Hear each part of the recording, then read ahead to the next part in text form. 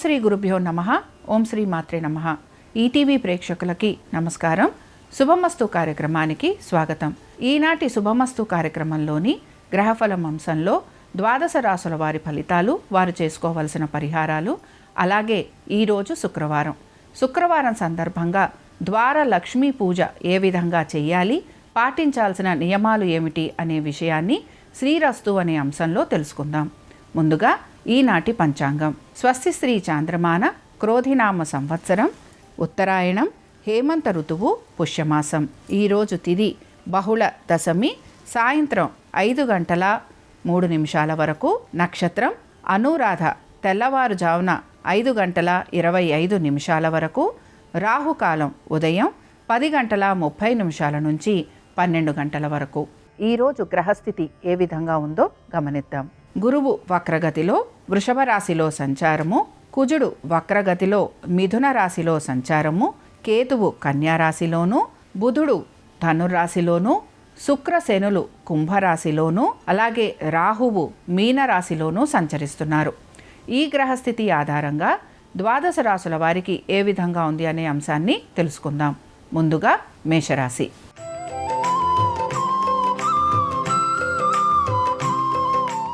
మేషరాశి వారి ఫలితాలను గనక పరిశీలిస్తే, మేషరాశి వారికి ఈరోజు అనేక విషయాలలో మార్పులు అనేవి గోచరిస్తున్నాయి. ముఖ్యంగా వీరి ఉద్యోగానికి సంబంధించి వీరు మార్పులు చేయాలని ప్రయత్నం చేస్తూ ఉంటారు. అలాగే ఉద్యోగస్తులకి కొంత శ్రమ అధికంగా ఉంటుంది. పనులేవి కూడా సమయానుకూలంగా పూర్తి కాకపోవటం వలన కొంత నిరాశకి కూడా గురవుతూ ఉంటారు. ముఖ్యంగా ఆర్థికపరమైన విషయాలలో కొంత ఒత్తిడి అనేది ఎదుర్కొంటూ ఉంటారు. ముఖ్యంగా ఎవరైతే పెట్టుబడులు పెడుతున్నారో వారు మాత్రం కొంత ఇబ్బందికి గురయ్యేందుకు అవకాశాలు ఎక్కువగా ఉంటాయి. వీటితో పాటు ముఖ్యంగా మీరు మీ యొక్క సంతానం గురించి, వారి యొక్క విద్య గురించి, వారి విద్యలో వచ్చే మార్పుల గురించి, వీటి గురించి ఎక్కువగా ఆలోచన అనేది కూడా చేస్తూ ఉంటారు. ఇక మీ ఆరోగ్యం గురించి కొంచెం శ్రద్ధ అనేది తీసుకుంటూ ఉంటారు. అలాగే మీరు తీసుకుంటున్న నిర్ణయాలు అన్నీ కూడా మీకు సమంజసంగా ఉండాలని కూడా ఎక్కువగా ఆలోచన అనేది చేస్తూ ఉంటారు. మేషరాశి వారు ఈరోజు బిల్వాష్టకం చదవటం కానీ, వినటం కానీ చేయటం, అలాగే బిల్వదళాలతోటి ఈశ్వరుడి ఆరాధన చేయటం వలన వీరు ఎదుర్కొంటున్న సమస్యల నుంచి వీరు బయటికి వచ్చేందుకు అవకాశం ఉంటుంది. అనుకూలించే దిక్కు నైరుతి. కలిసొచ్చే రంగు నలుపు. అదృష్ట సంఖ్య 3.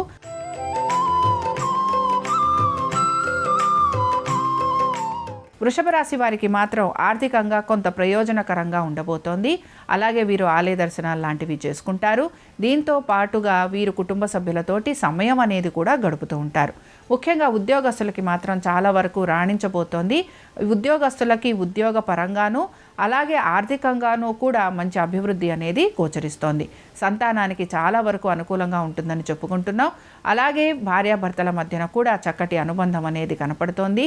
మీరు గనక కొత్త వస్తువాహనాలు ఏర్పరచుకోవాలనుకుంటున్నా, లేకపోతే ఏవైనా కొంతవరకు వృత్తిపరమైన చిన్న చిన్న మార్పులు గనక చేయాలనుకుంటున్నా, అవన్నీ కూడా ఈరోజు మీకు చాలా వరకు అనుకూలంగా ఉంటాయి. వ్యాపారస్తులకి కూడా ఆర్థికంగా అభివృద్ధితో పాటు వీరికి కొంతవరకు వ్యాపార పరంగా కూడా మంచి అభివృద్ధి అనేది కనపడుతూ ఉంటుంది. కనుక వ్యాపారస్తులు కూడా ఈరోజు చాలా వరకు ఆనందంగా గడుపుతారని చెప్పుకోవచ్చు. వృషభ రాశి వారు ఈరోజు ప్రత్యేకించి లక్ష్మీదేవి ఆరాధన చేయటం వీరికి శుభ ఫలితాలను ఇస్తుందని మనం చెప్పుకోవచ్చు. అనుకూలించే దిక్కు ఉత్తరం. కలిసొచ్చే రంగు తెలుపు. అదృష్ట సంఖ్య 2.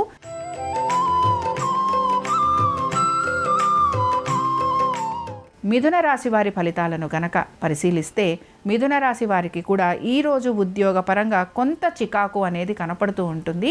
అయితే వీరు నెమ్మదిగా ఉంటూ వీరి పనులన్నీ కూడా పూర్తి చేసేందుకు ప్రయత్నం మాత్రం ఖచ్చితంగా చేస్తుంటారు.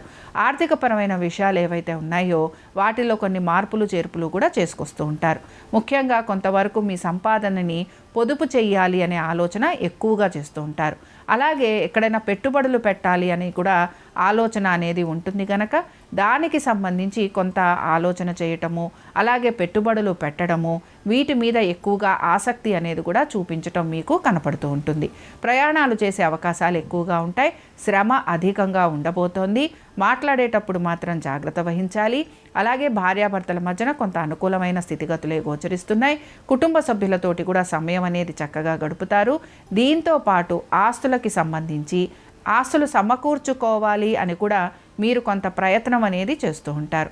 వీరు ఈరోజు ప్రత్యేకించి ఆంజనేయ స్వామి వారి దర్శనం చేసుకోవటం, స్వామివారికి సంబంధించి హనుమాన్ చాలీసా చదవటం వలన వీరికి శత్రు భయం అనేది తొలగిపోవడంతో పాటు విజయం లభించేందుకు కూడా అవకాశం ఉంటుంది. అనుకూలించే దిక్కు నైరుతి. కలిసొచ్చే రంగు ఆకుపచ్చ. అదృష్ట సంఖ్య 3.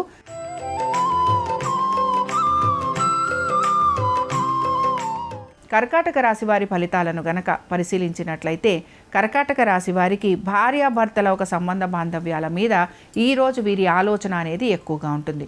ముఖ్యంగా ఎవరైనా వ్యాపారస్తులుంటే వ్యాపారస్తులకి వారి భాగస్వామ్యం గురించి, భాగస్వామ్యులతోటి వచ్చే ఆర్థికపరమైన విషయాల గురించి, వీటి గురించి ఎక్కువగా ఆలోచన అనేది చేస్తూ ఉంటారు. అలాగే వీరి ఆరోగ్యం గురించి కొంచెం ప్రత్యేకమైన శ్రద్ధ కూడా తీసుకోవాలి. ముఖ్యంగా పెట్టుబడులు పెడుతున్న వారు ఎవరైతే ఉంటారో మీరు కనుక దీర్ఘకాలికంగా ఏవైనా పెట్టుబడులు పెడితే అవి మీకు లాభసాటిగా ఉంటాయి. అదే మీరు గనక ట్రేడింగు ఇలాంటివి గనక చేస్తే అవి మీరు అనుకున్న విధంగా ఆర్థికంగా మీకు అంత అనుకూలత అనేది గోచరించటం లేదు. ఇంకా సంతానానికి సంబంధించి కొంతవరకు అభివృద్ధి ఉంటుంది. ఉద్యోగస్తులకి పెద్ద మార్పు అనేది ఏది కూడా కనిపించటం లేదు. కర్కాటక రాశి వారు ఈరోజు లలితా సహస్రనామాలు చదవటం కానీ వినటం కానీ చేయటం, అలాగే అమ్మవారి దర్శనం చేసుకోవటం వలన వీరికి మంచి ప్రయోజనకరంగా ఉంటుందని మనం చెప్పుకోవచ్చు.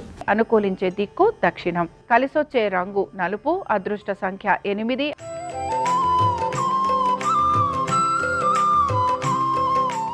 సింహరాశి వారి ఫలితాలను గనక పరిశీలిస్తే సింహరాశి వారికి ఉద్యోగస్తులకి అలాగే వ్యాపారస్తులకి ఆర్థికంగా అనుకూలతతో పాటు వీరికి అన్ని విషయాలలోనూ కూడా మంచి అనుకూలమైన స్థితిగతులు గోచరిస్తున్నాయి. ముఖ్యంగా వ్యాపారస్తులు ఎవరైతే ఉన్నారో వారికి వ్యాపారపరంగా అభివృద్ధి, అలాగే వీరికి వ్యాపారపరంగా చక్కటి ఆర్థికమైన అనుకూలత అనేది గోచరిస్తోంది. ముఖ్యంగా ఎవరైతే ప్రభుత్వ ఉద్యోగులు ఉన్నారో ప్రభుత్వ ఉద్యోగులకి కూడా ఆర్థికంగా మంచి అనుకూలత రావటం, అలాగే పేరు ప్రఖ్యాతులు రావటం, అనుకున్న పనులన్నీ సకాలంలో పూర్తి చేయటం, దీంతో పాటుగా వీరికి ఇంక్రిమెంట్స్ లాంటివి రావటం, ప్రమోషన్స్ ఉండటం, ఇలాంటివి ఎక్కువ శాతం వీరిని ఆనందానికి గురి చేస్తూ ఉంటాయి. సంతానానికి సంబంధించి చాలా వరకు అనుకూలంగా ఉంది. అలాగే భార్యాభర్తల మధ్యన అనుకూలంగా ఉంది. ముఖ్యంగా మీ కుటుంబ సభ్యులతోటి సమయం అనేది ఎక్కువగా గడుపుతూ ఉంటారు. ఆరోగ్యానికి సంబంధించి తీసుకుంటున్న జాగ్రత్తలు మీకు చక్కటి ఫలితాలను ఇస్తాయని మనం చెప్పుకోవచ్చు. సింహరాశి వారు ఈరోజు సూర్యారాధన చెయ్యటము, అలాగే సూర్యాష్టకం చదవటం కానీ వినటం కానీ చేయటం వలన వీరికి అనుకున్న విషయాలన్నిట్లోనూ మంచి శుభ ఫలితాలు కలిగేందుకు అవకాశం ఉంటుంది. అనుకూలించే దిక్కు ఉత్తరం. కలిసొచ్చే రంగు ఆకుపచ్చ. అదృష్ట సంఖ్య 3.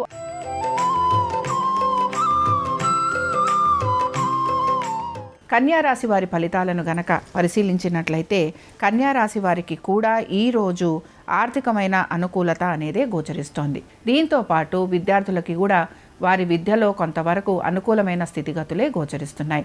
కాంపిటేటివ్ పరీక్షలకి తయారవుతున్న వారు ఎవరైతే ఉంటారో వారికి కూడా చాలా వరకు అనుకూలంగా ఉంటుందనే మనం చెప్పుకోవచ్చు. పెట్టుబడులు పెడుతున్న వారికి ఈ రోజు అంతా కూడా ఆర్థికమైన అనుకూలత అనేది ఉంటుంది కనుక వీరు ఆనందంగా గడుపుతారని కూడా మనం భావించవచ్చు.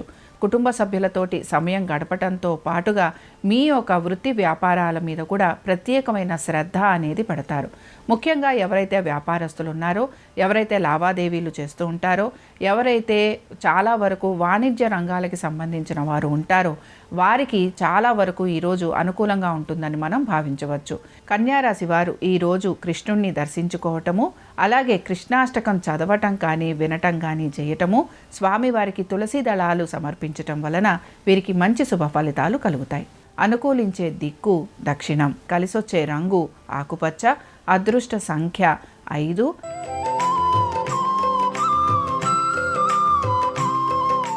తులారాశి వారి ఫలితాలను గనక పరిశీలించినట్లయితే తులారాశి వారికి ఈరోజు కుటుంబ సభ్యులతోటి, అలాగే వారి యొక్క సొంత ఇంటి కళ లేకపోతే సొంత ఇంటి గురించి ఆలోచన చేయటము, అలాగే వీరికి గృహోపకరణాలు సమకూర్చుకోవాలనే ఒక ఉత్సాహం ఉండటము, ఇవన్నీ కూడా మీకు ఎక్కువగా కనపడుతూ ఉంటాయి. సంతానానికి సంబంధించి కూడా చాలా వరకు అనుకూలమైన స్థితిగతులే గోచరిస్తున్నాయి. ముఖ్యంగా పెట్టుబడులు పెడుతున్న వారికి ఈరోజు ఆర్థికంగా అనుకూలంగా ఉంటుందని మనం చెప్పుకోవచ్చు. ఉద్యోగస్తులకి కూడా శ్రమ లేకుండా ఉంటుంది. అలాగే అనుకున్న పనులన్నీ కూడా సకాలంలో పూర్తి చేస్తారు. వ్యాపారస్తులకి కూడా ఆర్థికంగా కొంత అనుకూలంగా ఉండటంతో పాటు భాగస్వామ్యంలో ఉన్న వారికి మంచి ఆర్థికమైన అభివృద్ధి అనేది గోచరిస్తోంది.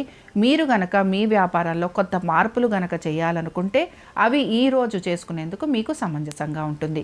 ఈ రాశి వారు గనక ఈ రోజు దత్తాత్రేయుడిని ఆరాధించటం, దత్తాత్రేయుడి యొక్క దర్శనం చేసుకోవటం వలన వీరికి శుభ ఫలితాలు కలిగేందుకు అవకాశం ఉంటుంది. అనుకూలించే దిక్కు ఉత్తరం, కలిసొచ్చే రంగు ఆకుపచ్చ, అదృష్ట సంఖ్య 3.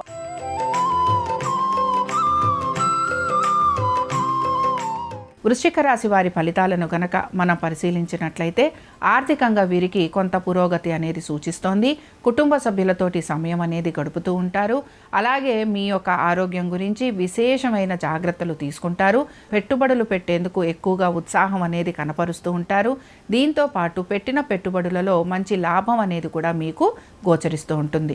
సంతానానికి సంబంధించి ఈరోజు అనుకూలంగా ఉంది. భార్యాభర్తలకి కూడా కొంతవరకు అనుకూలమైన స్థితిగతులు గోచరిస్తున్నాయి. ఉద్యోగస్తులకి చాలా వరకు వారు అనుకున్న విధంగా పనులన్నీ కూడా పూర్తవుతాయి. అలాగే వీరికి ఆర్థికంగా కూడా కొంత అనుకూలత ఉంటుంది. వ్యాపారస్తులకి కూడా కొంతవరకు ఆర్థికంగా అనుకూలత అనేది ఉన్నా వాళ్ళ వ్యాపార పరంగా కొన్ని చిన్న చిన్న ఇబ్బందులు అనేవి కూడా ఎదుర్కొంటూ ఉంటారు. వృశ్చిక రాశి వారు సంకటనాశన గణేశ స్తోత్రం చదవటం కానీ వినటం కానీ చేయటము, అలాగే స్వామివారి దర్శనం చేసుకోవటం వలన వీరికి మంచి శుభ ఫలితాలు కలిగేందుకు అవకాశం ఉంటుంది. అనుకూలించే దిక్కు నైరుతి, కలిసొచ్చే రంగు పసుపు, అదృష్ట సంఖ్య 4.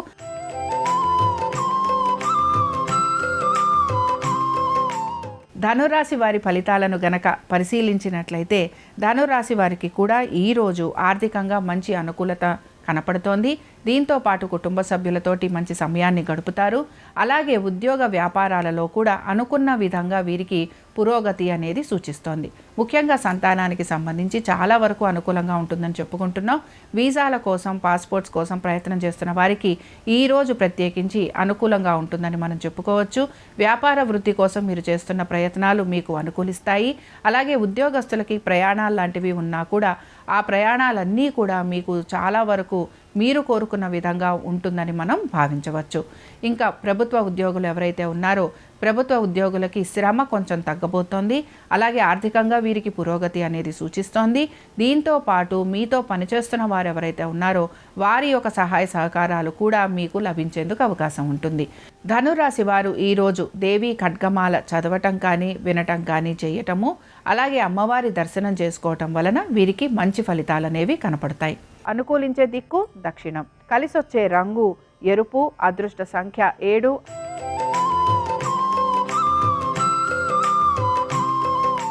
మకర రాశి వారి ఫలితాలను గనక పరిశీలించినట్లయితే మకర రాశి వారికి ఆర్థికంగా మంచి పురోగతి అనేది సూచిస్తోంది.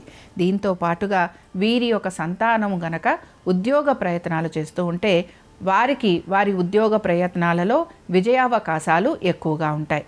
ఆర్థికంగా మంచి పురోగతి అనేది కనపడుతూ ఉంటుంది గనక మానసికంగా మీరు కొంత ఆనందంగా గడుపుతారని చెప్పుకోవచ్చు. పెట్టుబడులు పెడుతున్న వారికి ఈరోజు చాలా వరకు అనుకూలంగా ఉంటుందని మనం భావించవచ్చు. ఉద్యోగస్తులు ఎవరైతే ఉన్నారో ఉద్యోగస్తులకి కూడా వారి ఉద్యోగాల్లో మంచి పురోగతి అనేది సూచిస్తోంది. వ్యాపారస్తులు కూడా చాలా వరకు ఆనందంగా ఉంటారని భావించవచ్చు. కోర్టు విషయాలు ఏవైతే ఉన్నాయో అవి ఈరోజు మీకు మంచి సత్ఫలితాలను ఇవ్వటము, అలాగే రుణాలు తీర్చే ప్రయత్నము చేయటము మీకు ఆనందాన్ని కలిగిస్తుందని మనం భావించవచ్చు.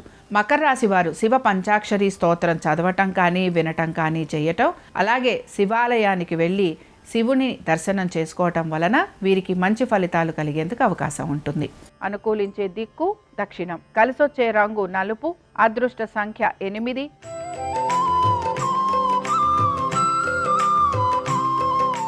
కుంభరాశి వారి ఫలితాలను కనుక పరిశీలించినట్లయితే కుంభరాశి వారికి ఈరోజు ఉద్యోగపరంగా కొన్ని మార్పులు ఉండే అవకాశాలు ఉంటాయి. అయితే ఈ మార్పులు వీరికి అంత సమంజసంగా లేకపోవడం కానీ, లేకపోతే ఆ మార్పులు ఏవి కూడా వీరు ఆశించినట్టుగా లేవని కొంత నిరుత్సాహానికి కూడా గురవుతూ ఉంటారు. ముఖ్యంగా ఐటీ రంగంలో ఉన్న వారికి మాత్రం మార్పులు ఖచ్చితంగా గోచరిస్తున్నాయి. అలాగే వీరు ప్రయాణాలు లాంటివి చేసే అవకాశాలు కూడా ఎక్కువగా ఉంటాయి. కొత్త కొత్త ప్రాజెక్టులు తీసుకున్న వారికి మాత్రం కొంత ఇబ్బందికరంగా ఉంటుంది. కుటుంబ సభ్యులతోటి కూడా సమయం ఎక్కువ గడపలేని స్థితిగతులు కనపడుతున్నాయి. సంతానానికి సంబంధించి చాలా వరకు అనుకూలంగా ఉంటుందని చెప్పొచ్చు. తీర్థయాత్రలు చేయాలని ఎక్కువ ప్రయత్నం చేస్తూ ఉంటారు. బంధుమిత్రుల్ని కలిసే అవకాశాలు ఎక్కువగా ఉన్నాయి. కుంభరాశి వారు ఈరోజు దుర్గాష్టకం చదవటం కానీ వినటం కానీ చేయటం వలన వీరికి మంచి ఫలితాలు కలిగేందుకు అవకాశం ఉంటుంది. అనుకూలించే దిక్కు ఈశాన్యం. కలిసొచ్చే రంగు ఆకుపచ్చ. అదృష్ట సంఖ్య 2.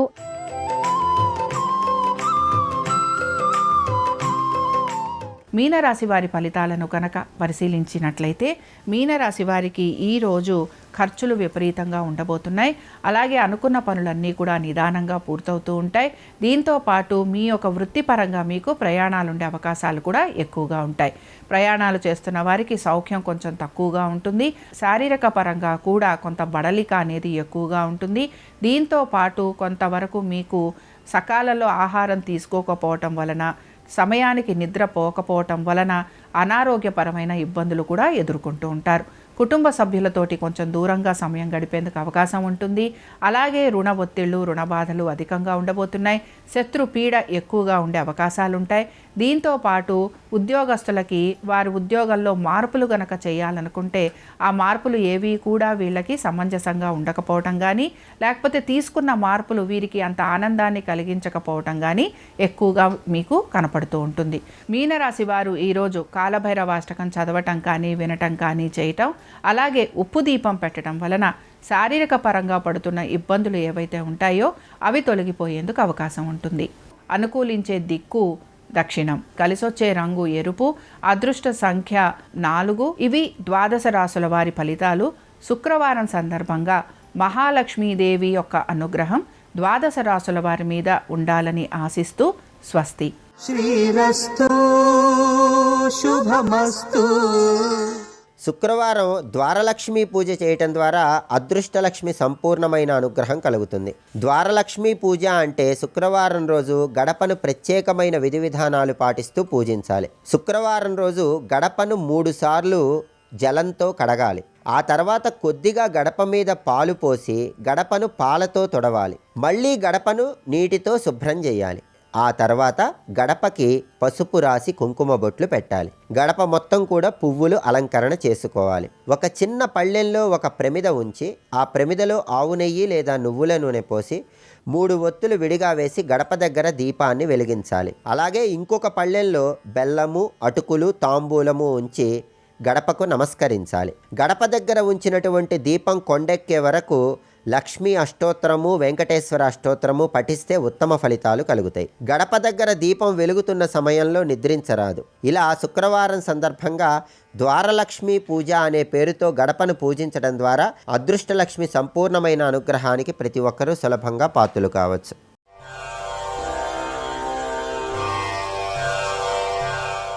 కృష్ణం వందే జగద్గురుం, కృష్ణం వందే జగద్గురుం.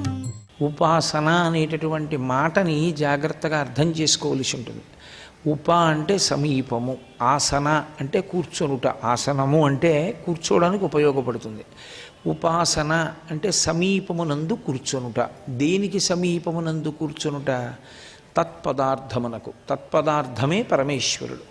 పరమేశ్వరునకు సమీపమునందు కూర్చుండుట.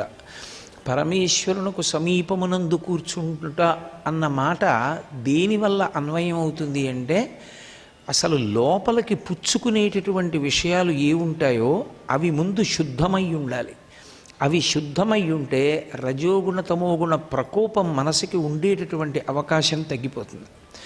లోపలికి పుచ్చుకోవడము అన్న మాటని జాగ్రత్తగా అర్థం చేసుకున్నప్పుడు జ్ఞానేంద్రియముల ద్వారా విషయములను మనుష్యుడు లోపలికి పుచ్చుకుంటాడు. మనసులోకి కళ్ళు ఉంటాయి. కళ్ళు మనసులోకి విషయములు వెళ్ళడానికి ఒక ద్వారం.